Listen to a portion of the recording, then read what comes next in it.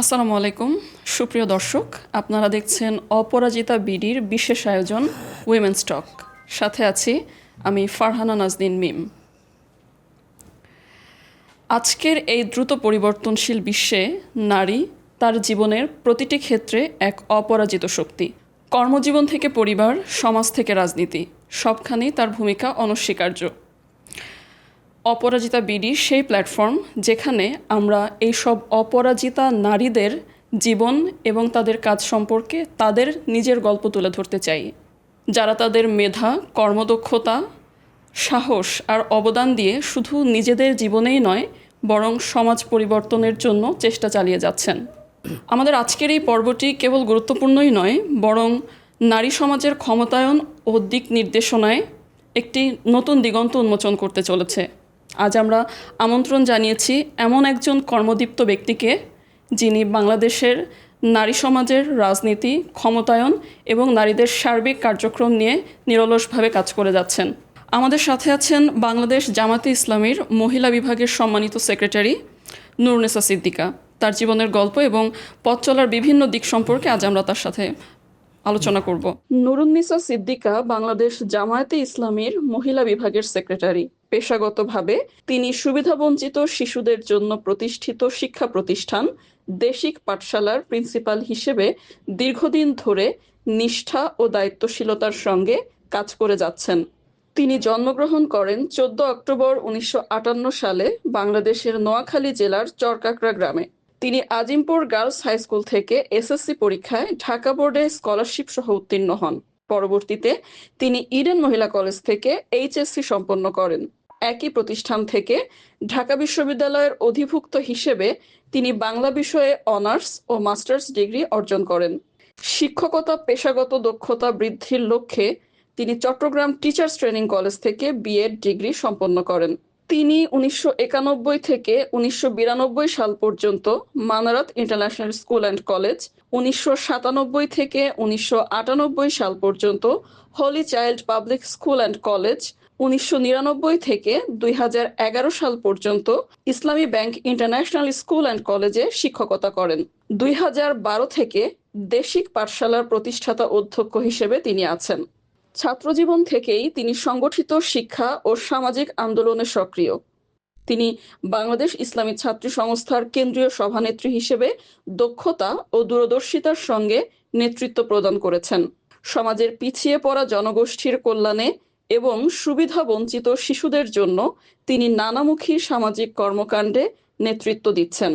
তিনি দেখি শিখি করি সমাজ কল্যাণ সংস্থা নামক একটি সমাজসেবামূলক প্রতিষ্ঠানের প্রতিষ্ঠাতা। স্কুল জীবন থেকে তিনি লেখালেখি করেন।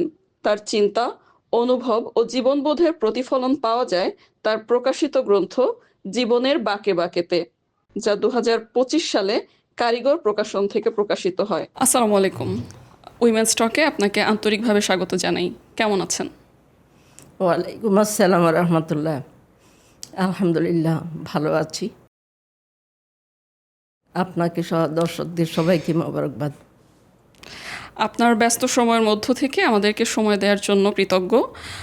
আমরা আজকে আপনার জীবন দর্শন, অনুপ্রেরণা, অভিজ্ঞতা সহ আপনার মাধ্যমে জামাত ইসলামের নারী সংশ্লিষ্ট গুরুত্বপূর্ণ কিছু বিষয়ে জানতে চাইব।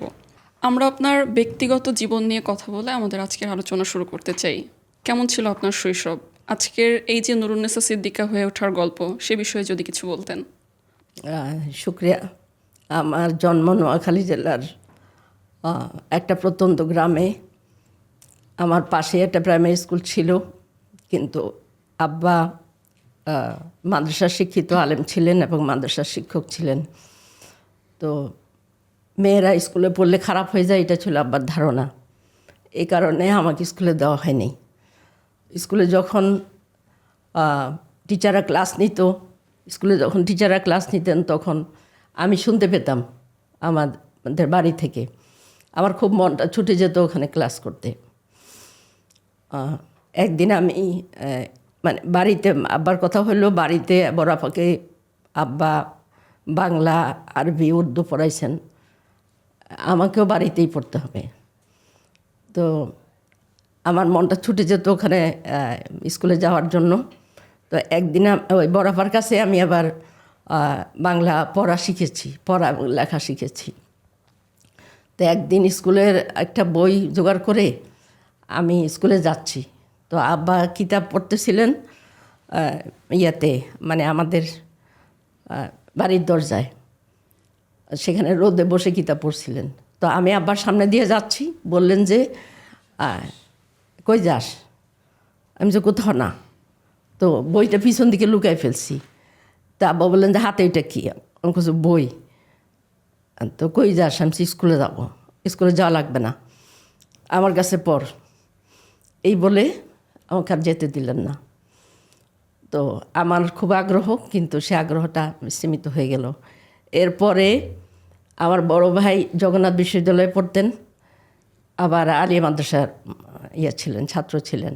বড় ভাই যখন ছুটিতে বাড়ি গেলেন, তখন আমাকে স্কুলে ভর্তি করাই দিবেন। কিন্তু আমি বললাম যে আব্বা তো যেতে দিবে না। বলে যে, আমি যে আব্বা যদি জিজ্ঞেস করে যে স্কুলে পড়ে কি করবি, তখন বড় ভাই বলে যে তুই উত্তর দিবি যে আপনার বাপেরে পড়াবো।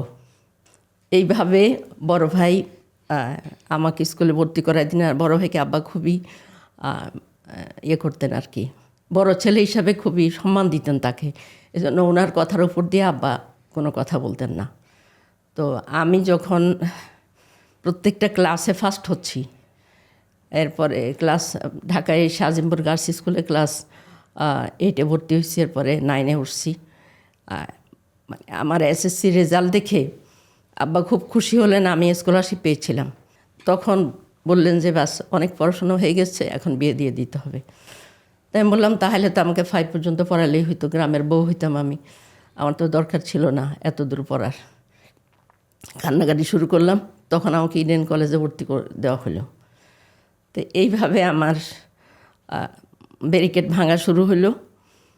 তো আব্বা কিন্তু পরবর্তী জীবনে খুব সন্তুষ্ট ছিলেন আমার উপরে, এবং আমার বিয়ের পর আমার হাজব্যান্ডের উপরেও খুব সন্তুষ্ট ছিলেন, কারণ আমরা ইসলামের পথে আছি, আমরা খারাপ হয়ে যাইনি।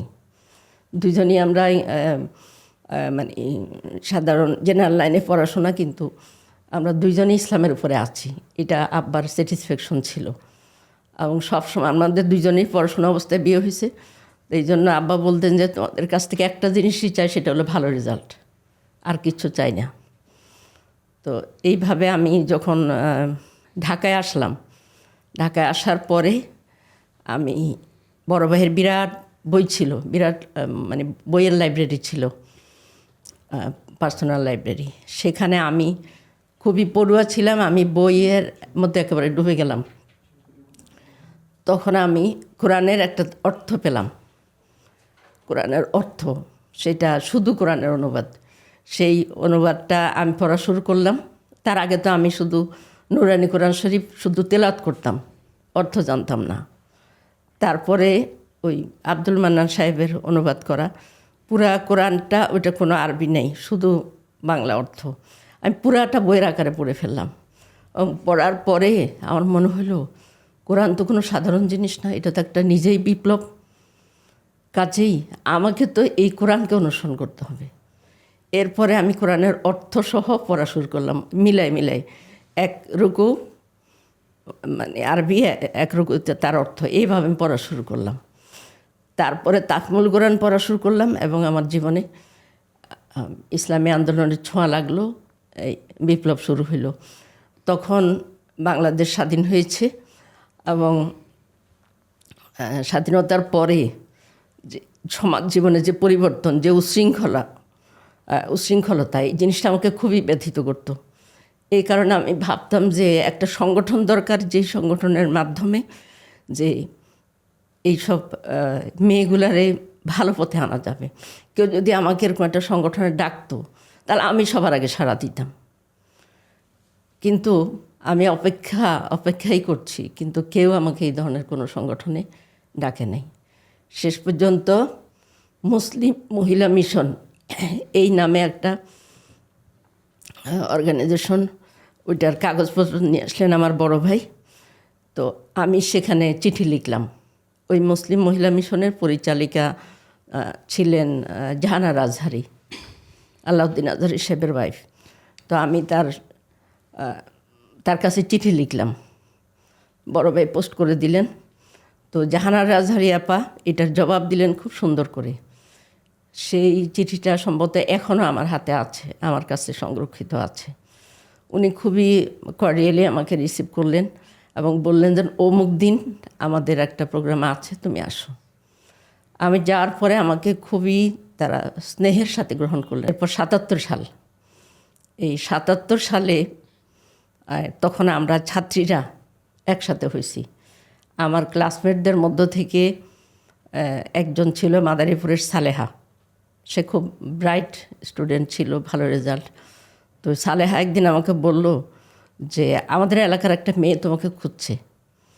সেই মেয়েটা কে? ওর নাম হলো আয়েশা। তো ঠিক আছে। তো এরপরে আমি আর আয়েশাপা ওই যে ইডেনের কৃষ্ণচূড়ার তলায় বসে আমরা দুজনের সাথে পরিচিত হলাম, গল্প করলাম। তো আমার ওই যে কলেজ ম্যাগাজিন, আমার লেখালেখির অভ্যাস ছিল ছোট থেকেই। তো কলেজ ম্যাগাজিন বের হয়েছিল, ম্যাগাজিনে একটা লেখা বের হয়েছে আমার, প্রবন্ধ ইসলামের শিক্ষা। আর আয়েশাপার 2টা কবিতা, একটা ইংরেজি কবিতা, একটা বাংলা কবিতা বের হয়েছে। এই সূত্রে আর কি আমরা দুজন কথাবার্তা বলতেছি। তা আমাকে বললে যে তুমি এই লেখার অনুপ্রেরণা কোথায় পেলে? তখন কিন্তু জামাত ইসলামী নিষিদ্ধ, বাংলাদেশ স্বাধীন হওয়ার পরে জামাত ইসলামী নিষিদ্ধ। তো আমি তো জামাত ইসলামীর নাম নেব না। আর আমি ইতিমধ্যে কিন্তু মৌলানা মওদুদী রহমতুল্লাহের অনেকগুলো বই পড়েছি এবং আমি ক্লাস 7 থেকেই ওনার লেখা বই পড়ে আমি খুবই ইনফ্লুয়েসড যে ইসলামিক মুভমেন্ট করতে হবে আমাদের। তো কিন্তু আমি মৌলানা মওদুদীর নাম বলবো না, যদি উনি বিপরীত মতের হয় তাহলে তো আমারে তো, কারণ তখন তো শেখ মুজিবের সময়, তখন তো মানে জামাত মানেই হলো তাদেরকে টর্চার করতে হবে। তো উনি বললেন যে তুমি লেখার অনুপ্রেরণা কোথায় পেলে? আমি যে আমি বিভিন্ন বই টই পড়েছি, কোন লেখকের বই? যে বিভিন্ন লেখকের বই পড়ে, আমি কিছুতে নাম বলবো না। তারপরে উনি আমাকে বললেন যে আচ্ছা, এই যে ইসলামী মহিলা মজলিস, তারপরে শামসুন্নাহার নিজামী, সৈয়দা মনিরা, দুজনের নাম বললেন। আমি বললাম যে আপা আমার মনে হয় আপনি ভুল করছেন, আসলে ওটা হলো মুসলিম মহিলা মিশন আর ওখানে জাহানারা আজহারি। তো আমার বলে যে তুমি মনে হয় ভুল করছো, কারণ ওটা আসলেই ইসলামী মহিলা মজলিস। আসল কথা দুইটাই সত্য। একটা হচ্ছে যে উনি ইসলামী মহিলা মজলিসের সাথে পরিচিত ছিলেন, আর আমি মুসলিম মহিলা মিশনের সাথে পরিচিত। জামাত ইসলামী নিষিদ্ধ হওয়ার কারণে ভিন্ন নামে কাজ হচ্ছে এবং দুইটাই জামাত ইসলামেরই অর্গানাইজেশন। হ্যাঁ, তো এইভাবে সংগঠনের সাথে আমরা যুক্ত হওয়ার চেষ্টা করেছি এবং শেষ পর্যন্ত একদিন আয়েশাপা আমাকে চিঠি দিলেন। তখন তো ফোনের যুগ ছিল না, চিঠি আমাকে চিঠি দিলেন যে মিরপুরে, আমাদের বাসা মিরপুর 12 নম্বরে। বললেন যে তোমার মানে সাইদা মনিরা খালাম্মা আমাদেরকে ডেকেছেন, ছাত্রীদেরকে ডেকেছেন, তো এই ডাকে সাড়া দেওয়া আমাদের ইমানি দায়িত্ব। তো এই কথাটা আমার খুবই মনে লাগলো। ইমানি দায়িত্ব, ইমান তো আমাদের সবচেয়ে প্রিয় জিনিস, সবচেয়ে মূল্যবান। কাজেই এই ইমানি দায়িত্ব হলে তো এটা পালন করতেই হবে। মিরপুর 12 নম্বর থেকে যেতে হবে আমাকে সেই নাজিরা বাজার, বাংলা দুয়ার। আমি কিন্তু কিছু চিনি না, কিন্তু তারপরে আমাকে যেতে হবে, এটা ইমানি দায়িত্ব। তো ইডেনে আসলাম। ইডেন থেকে আমরা আরও 2জন বোন সহ, আয়েশাপা সহ গেলাম। সেটা নাজির বাজারে বাংলা হইচই 76 মানে ছিল সবুজবাগে, সেখানে গেলাম। যাওয়ার পরে সাইদা মনিরা খালাম্মার সাথে দেখা হইল। খুবই ওজস্বিনী ওনার বক্তব্য ছিল, স্পিরিচুয়াল এবং মানে দিক নির্দেশনা দেওয়ার মতো। তো ওনার বক্তব্যে আমি খুবই প্লিজড হয়েছি। তো উনি, আমরা যারা ছাত্রীরা গেছি, আমাদেরকে খুব কর্ডিয়ালি রিসিভ করলেন আর বললেন যে তোমরা একটা ফর্ম পূরণ করবা, তোমরা যদি আমাদের এই কাজকে সাপোর্ট করো তাহলে ফর্ম পূরণ করবা। এবং ওই ফর্মটা হাতের লেখা ফর্ম ছিল, একজনে একটা ফর্ম পূরণ করবা কিন্তু 10টা ফর্ম লিখে দিতে হবে, কারণ তখন প্রিন্ট করাটা নিষেধ, মানে জামাত ইসলামের নামে তো প্রিন্ট করা যাবে না কোনো কিছু। তো ওই জন্য আমরা সবাই রাজি হলাম যে ঠিক আছে আমরা 10টা করে ফর্ম লিখে দেব। আমরা সবাই ফর্ম পূরণ করলাম, আবার 10টা করে ফর্ম আমরা লিখে দিলাম। এইভাবে আমাদের কার্যক্রম শুরু হলো। তো 1976-77 এই 2 বছর ছিল আমাদের প্রস্তুতিকাল, বাংলাদেশ ইসলামী ছাত্রী সংস্থার প্রস্তুতিকাল।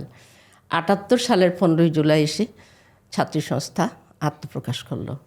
এইভাবে আমি আমার একদম পল্লীগ্রামের জীবন থেকে আমি ঢাকা শহরে এসে ইসলামী আন্দোলন এবং বিশ্ব ইসলামী আন্দোলনের যুক্ত হয়েছি। এটা হলো মানে আমার পরম সৌভাগ্য এবং আল্লাহর শুকরিয়া। অসংখ্য ধন্যবাদ আপনাকে। আমাদের দর্শক আপনার শৈশব এবং শিক্ষা জীবনের ঘটনাবহুল এবং তাৎপর্যপূর্ণ দিকগুলো সম্পর্কে জানতে পেরেছে বলে আশা করছি। নুরুন্নিসা সিদ্দিকা, আপনি একজন পেশাজীবী, সেই সাথে আপনার একটি পরিবার আছে এবং আমরা জানি যে আপনি বাংলাদেশের একটি বৃহত্তম রাজনৈতিক দলের মহিলা বিভাগের সর্বোচ্চ নেত্রী। এই যে এতগুলো দিক, মানে ভারসাম্যটা কিভাবে রক্ষা করেন? পৃথিবীটাই দাঁড়িয়ে আছে কিন্তু ভারসাম্যের উপরে।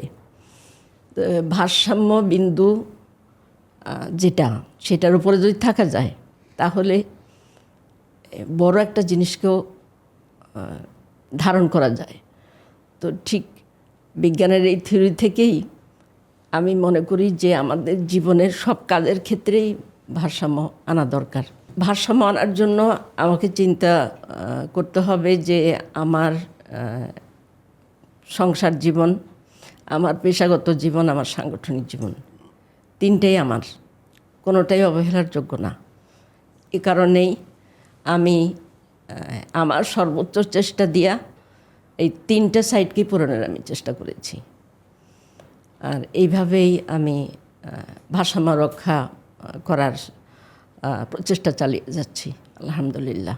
মূল আলোচনায় আসতে চাচ্ছি। আপনার রাজনৈতিক কর্মকাণ্ড, জামাত ইসলামের মহিলা উইং, ঠিক কী সময় কোন পার্সপেক্টিভে মনে হয়েছিল যে মহিলাদের জন্য আরেকটি উইং ওপেন করা দরকার? জামাতে ইসলামী হলো ইসলামকে মানব জীবনে, সমাজ জীবনে, রাষ্ট্র জীবনে প্রতিষ্ঠার একটা কন্টিনিউয়াস প্রসেস, একটা নিরন্তর আন্দোলন, নিরন্তর সংগ্রাম।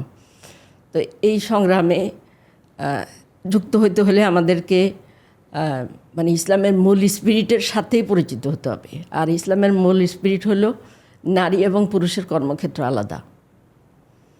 নারী তার কর্মক্ষেত্রে স্বাধীন, পুরুষ তার কর্মক্ষেত্রে স্বাধীন। তো এই কারণেই আমরা মহিলা বিভাগ কাজ করছি, অর্থাৎ এই কারণেই জামাত ইসলামী মহিলা বিভাগ আলাদাভাবে কাজ করছে। তো আমরা এই মহিলা বিভাগের কাজটা আমরা চেষ্টা করছি আমাদের নারীদের অঙ্গনে। বাংলাদেশে 50%-এরও বেশি হলো মহিলা। সুতরাং এই মহিলাদের মধ্যে যতক্ষণ পর্যন্ত ইসলামকে প্রতিষ্ঠা করা না যায়, ইসলামকে তাদের বুঝের মধ্যে আনা না যায়, ততক্ষণ পর্যন্ত এই দেশে ইসলামী বিপ্লব সফল হবে না।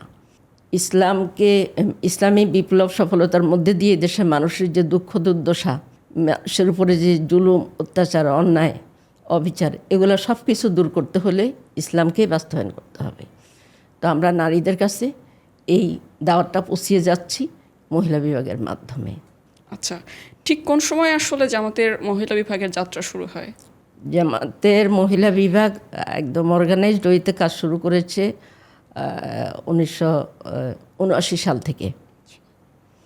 79 সালে যখন জামাত ইসলামী ওপেন হলো, স্বাধীন বাংলাদেশে প্রথম জামাত ইসলামী কাজ করার সুযোগ পেল প্রকাশ্যে, তখন 79 সালে সম্মেলন হয়েছিল, জামাতের রুকন সম্মেলন।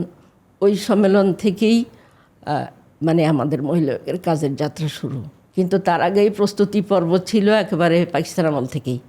তখন ব্যক্তিগতভাবে বা একটা পরিবার কেন্দ্রিক কাজ হতো। এরপরে 79 সাল থেকেই এটা কাজ শুরু হয়েছে। তো যারা এর মধ্যে অবদান রেখেছেন, এই যে 79 সালে কাজ শুরুর আগে প্রস্তুতি পর্বে যারা ছিলেন, তার মধ্যে আছেন আমাদের জিনেদার হাসিনা মিহির আপা, তারপরে ঢাকার জাহানার রাসারি আপা এবং সাইয়েদা মনিরা খালাম্মা উনি ছিলেন।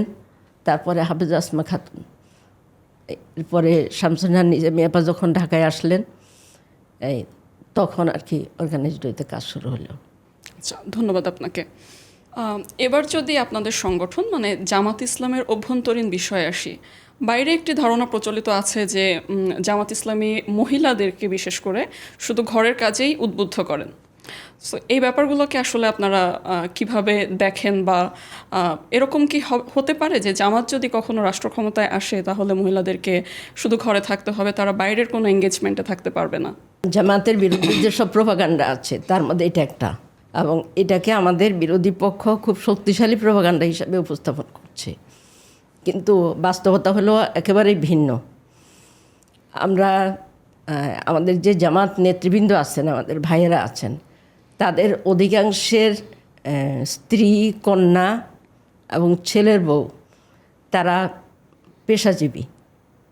যেমন আমাদের শহীদ মৌলানা মতিউর রহমান নিজামী সাহেবের ওয়াইফ শামসুন্নাহার নিজামী, উনি কিন্তু মানারদের প্রিন্সিপাল, এবং পরে উনি আরেকটা স্কুল করেছেন সেটার প্রিন্সিপাল। তার মেয়ে হলো ইসলাম ইউনিভার্সিটির প্রফেসর। এরপরে আমাদের ডাক্তার সৈয়দ আবদুল্লাহ তাহের, তার ওয়াইফ এবং তার মেয়েরা, তার ওয়াইফ হলেন ডাক্তার এবং তার মেয়েরা উচ্চশিক্ষিত, কেউ ডাক্তার, কেউ ইঞ্জিনিয়ার এবং কেউ প্রফেসর। আমি নিজেই সারা জীবনই এই পেশার সাথে যুক্ত আছি। সুতরাং জামাত ইসলামী মানে মহিলাদেরকে ঘরে বসিয়ে রাখতে চায়, এই কথাটা একেবারেই সত্য নয়। আচ্ছা, আশা করছি আমাদের দর্শক উত্তরটি পেয়েছেন। এবার যদি আমরা রাজনীতির ময়দানে আপনাদের নারী প্রতিনিধিত্বের দিকে নজর দিই, আমরা দেখতে পাই যে জামাত অলরেডি 300 আসনে তাদের যারা এমপি ক্যান্ডিডেটস সেটা ডিক্লেয়ার করে দিয়েছে, যেখানে কোনো নারীকে দেখা যায়নি। সো এই ব্যাপারটাকে আসলে আপনারা কিভাবে দেখছেন? জামাত 300 আসনে 300তেই পুরুষ দিয়েছে, কোনো নারী প্রার্থী দেয়নি। এটা স্বাভাবিকভাবে শুনতে অবাক লাগবে।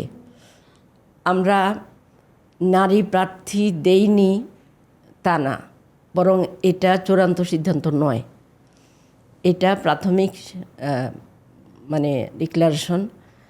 আর জামাত যে সরকারের কাছে যে দাবিগুলা কেয়ারটেকার এই সরকারের কাছে যে দাবিগুলা পেশ করেছে, তার মধ্যে একটা হলো যে 100 আসনে নারীদের সরাসরি নির্বাচন। তো সেই দাবির প্রেক্ষিতে আসলে নারীদের জন্য 100 আসন সংরক্ষিত বলা যায়।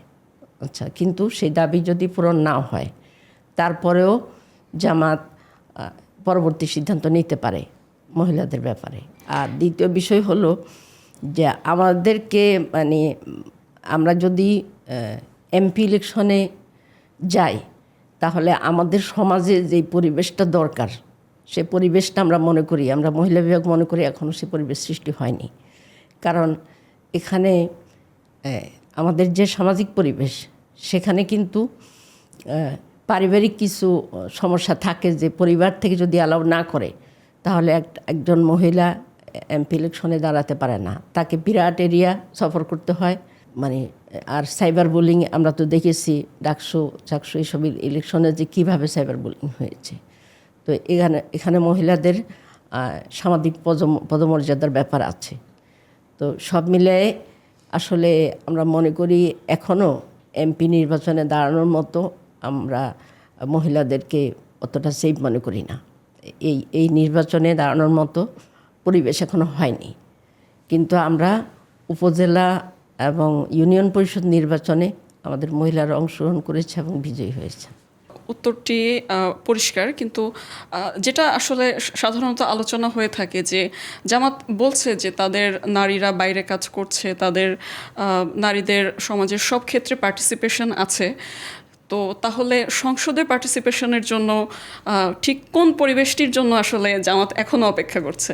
সংসদে পার্টিসিপেশনের জন্য পরিবেশ মানে আমি বলতে চাচ্ছি যে আসলে বাংলাদেশের সামাজিক এবং রাজনৈতিক পরিবেশ, বাংলাদেশের সামাজিক পরিবেশে মহিলাদের প্রতি যেই সাধারণ দৃষ্টিভঙ্গি, সেই দৃষ্টিভঙ্গিটা হলো নেগেটিভ। রাজনৈতিক পরিবেশে মহিলারা যখন আসে তখন সেই ক্ষেত্রে তারা রাজনৈতিক বুলিংয়েরও শিকার হয়। এই কারণেই আমরা মনে করি যে এখনও এমপি নির্বাচনে একজন মহিলা দাঁড়ানোর মতো পরিবেশ হয়নি। আচ্ছা, ধন্যবাদ আপনাকে উত্তরটি পরিষ্কার করার জন্য। আন্তর্জাতিক বা ঐতিহাসিকভাবে ইসলামের নারী নেতৃত্বের যে একটি বিতর্কিত অবস্থান আছে, সেই জায়গা থেকে আসলে আপনি ব্যাপারটিকে কিভাবে দেখেন? জামাত কি কখনো প্রধানমন্ত্রী বা রাষ্ট্রপ্রধান হিসেবে একজন নারীকে চিন্তা করবে? ইসলামিক মুভমেন্ট করছি, তার মানে হলো যে ইসলামকে নিজে প্র্যাকটিস করা এবং সমাজ এবং জাতির মধ্যে এটাকে প্র্যাকটিসের ধারাটা চালু করা। এই জন্য ইসলামিক সেন্টিমেন্ট মানে ইসলামের যে নির্দেশনা নারী নেতৃত্বের ব্যাপারে আমরা তার বাইরে যাব না। কিন্তু এই সমাজটা যতক্ষণ পর্যন্ত পরিপূর্ণভাবে ইসলামিক ওয়েতে না চলবে ততক্ষণ পর্যন্ত ওইটাকে কার্যকরী করা যাবে না। আচ্ছা, এই কারণে নারী প্রধানমন্ত্রী, নারী প্রেসিডেন্ট এই চিন্তাগুলো এখনই করার কোনো প্রয়োজন নেই, বরং সময় বলে দিবে যে এটা হবে কি হবে না, আমরা মেনে নেব কি নেব না। আমরা আমাদের জনগণের সেন্টিমেন্টের বাইরেও যাব না, ইসলামেরও বাইরে যাব না। আচ্ছা, জামাত যদি সামনে ক্ষমতায় আসে সেক্ষেত্রে আপনাদের নারী কেন্দ্রিক এজেন্ডাগুলো কি হবে? নারীদের শিক্ষা বা কর্মক্ষেত্রে পার্টিসিপেশন, এই ব্যাপারগুলোকে জামাত ঠিক কিভাবে ডিল করবে? যেমন সমতা নাকি সাম্য? সমতা এবং সাম্য নয়, বরং সমানুপাতিক। এখানে জামাত যদি ক্ষমতায় আসে তাহলে সমাজের সবচেয়ে অবহেলিত অংশটা তাদের অধিকার ফিরে পাবে। সে অবহেলিত যদি নারী হয় তারা অধিকার পাবে, সে অবহেলিত যদি হয় সমাজের নিম্ন শ্রেণীর মানুষ হয় তারা পাবে, যদি শিশুরা হয় তারা পাবে। সবাই তাদের অধিকার ফিরে পাওয়ার জন্য মানে সবাইকে তার অধিকার ফিরিয়ে দেওয়ার জন্যই জামাত চেষ্টা করবে। আর নারীদের বর্তমানে যে সমস্ত সমস্যা আমাদের সমাজে রয়েছে ওই সমস্যাগুলো দূর করার জন্য নারীদের কর্মক্ষেত্রের প্রশস্ততা এবং কর্মক্ষেত্রে তাদের যে সমস্ত সমস্যাগুলো আছে সেগুলো দেখা হবে। আর আমাদের আমিরে জামাত তো অলরেডি বলেই দিয়েছেন যে নারীদের যেহেতু ঘরে বাইরে তাদের কাজ করতে হয়, এই কারণে তাদের বাইরের কর্মক্ষেত্রের কর্মঘণ্টা কমানো হবে, কিন্তু তাদের পেমেন্ট কমানো হবে না। তারা লুজার হবে না, বরং সামগ্রিকভাবে সমাজ উপকৃত হবে। কাজেই নারীদের ব্যাপারে আমাদের দৃষ্টিভঙ্গি পরিষ্কার, বরং অন্য যে কোনো সময়ের চাইতে জামাত ইসলামী যদি আল্লাহ চান পাওয়ারে যায় তাহলে এই নারীরা অধিক স্বাধীনতা এবং অধিক অধিকার ভোগ করবে। 5 ঘন্টার যেই ব্যাপারটি আপনি বললেন, আমিরে জামাত যখন নারীদের কর্মঘণ্টা কমিয়ে 5 ঘন্টা করার একটা প্রস্তাবনা উনি দিয়েছেন, ঠিক তার পর মুহূর্তে দেখা গেল যে ব্যাপারটি নিয়ে একটা পক্ষ বিপক্ষের কিছু যুক্তি তর্ক বা বিতর্ক তৈরি হয়েছে। তো জামাত কি তাদের নির্বাচনী ইশতেহারে এই ব্যাপারে কোনো ক্লিয়ার কোনো দিক নির্দেশনা রাখবেন কি না? কারণ একজন নারী একটা অফিসে কাজ করছে, তার পুরুষ যেই কলিগটি আছেন, সো তিনি কেন মেনে নেবেন যে আমার ফিমেল কলিগ 5 ঘন্টা কাজ করবেন উইথ ফুল পেমেন্ট, আবার আমি সেই ফ্যাসিলিটিটা পাচ্ছি না? সো এক্ষেত্রে আসলে দিক নির্দেশনাগুলো কি আপনারা শুরুতেই দিয়ে দিবেন এরকম? জামাত নির্বাচনী ইশতেহার তো প্রকাশ করেনি। ইশতেহার প্রকাশ করলেই দেখা যাবে যে কি কি পয়েন্ট সেখানে আছে। পুরুষ সহকর্মী যদি মনে করেন যে আমার উপরে কাজ বেশি চাপানো হয়েছে আর নারীদের উপরে কাজ কম চাপানো হয়েছে, সেটা তো তখনকার সরকার সেটা জাস্টিফাই করবে এবং সরকার সেই ব্যবস্থাটাও করবে। সুতরাং এখানে যদি এই কর্মঘণ্টার হিসাব না করে যদি কাজের প্রতি যে ডিভোশন এটা যদি হিসাব করে তাহলে কিন্তু ধারণাটা একদম উল্টে যাবে। তো আমরা চাই যে কাজের প্রতি সবারই একটা থাকবে, কমিটমেন্ট থাকবে এবং সেই কমিটমেন্ট অনুযায়ী কাজ হবে, শুধু কর্মঘণ্টা না। কিন্তু পরিবারকে উপেক্ষা করে তো আসলে হবে না, একটা দেশ গড়া সম্ভব না। তো পরিবারই তো একটা মানে দেশের যে নাগরিকদের তৈরি করার প্রধান ভিত্তি। সুতরাং পরিবারে একজন নারী সময় দিবে এটা তো আমি মনে করি যে আমির জামাত এটা বাস্তব কথা বলেছেন এবং নারীরা সাধারণভাবে এটা খুবই অ্যাপ্রিসিয়েট করেছেন। আর নারীরা যাদের সাথে সংসার করে সেই সব পুরুষেরা যদি নারীদের প্রতি সহানুভূতিশীল হন, পরিবারের প্রতি যদি উনি মনোযোগী হন, তাহলে উনিও অ্যাপ্রিসিয়েট করবেন এটাকে। আচ্ছা, তার মানে আমরা মনে করতে পারি যে জামাত ভারসাম্য রেখেই এরকম কোনো পলিসি যদি নিয়ে থাকে সেটা বাস্তবায়ন করবে। হ্যাঁ, ইনশাল্লাহ এটাই আমরা বিশ্বাস করি। নূরুন্নিসা সিদ্দিকা, আমরা আমাদের আজকের এই পর্বের একদম শেষের দিকে আছি। এখন আমাদের দেশে বিশেষ করে যে একটা বার্নিং ইস্যু, যে নারী নির্যাতন, সাইবার বুলিং, ইন্টারনেটে ট্রোলিং বা সার্বিকভাবে নারীদের যে একটা অনিরাপদ অবস্থা, জামাত ক্ষমতায় আসলে এই ব্যাপারগুলো বিষয়ে আসলে জামাত ঠিক কীরকম নীতি নির্ধারণীর জায়গা থেকে কিভাবে চিন্তা করবে বা কিভাবে কাজ করবে? জামাত ক্ষমতায় আসলে নারীদের ব্যাপারে যেই যে পদক্ষেপগুলো নেবে তার মধ্যে আসলে নারীদের নিরাপত্তার বিষয়টা, সম্মান এবং তাদের শারীরিক নিরাপত্তা, দুই নিরাপত্তার বিষয়ে জামাত সর্বাধিক গুরুত্ব দেবে। কারণ একটা সংসারের মা, মেয়ে এবং স্ত্রী এরা যদি নিরাপদ না হয় তাহলে ওই পুরুষটা মানসিকভাবে ভালো থাকে না, আর ওই পরিবারটাও ভালো থাকে না, ওই সমাজটাও ভালো থাকে না। এই কারণেই নারীদের উপরে যে সমস্ত মানে সাইবার বুলিং হচ্ছে, যৌন নির্যাতন হচ্ছে, এই জিনিসগুলো বন্ধ করার জন্য আইনকে তার বলিষ্ঠভাবে প্রয়োগ করা হবে। আর যদি আইনের দুর্বলতা থাকে তাহলে সে আইনের দুর্বলতাও সংশোধন করা হবে।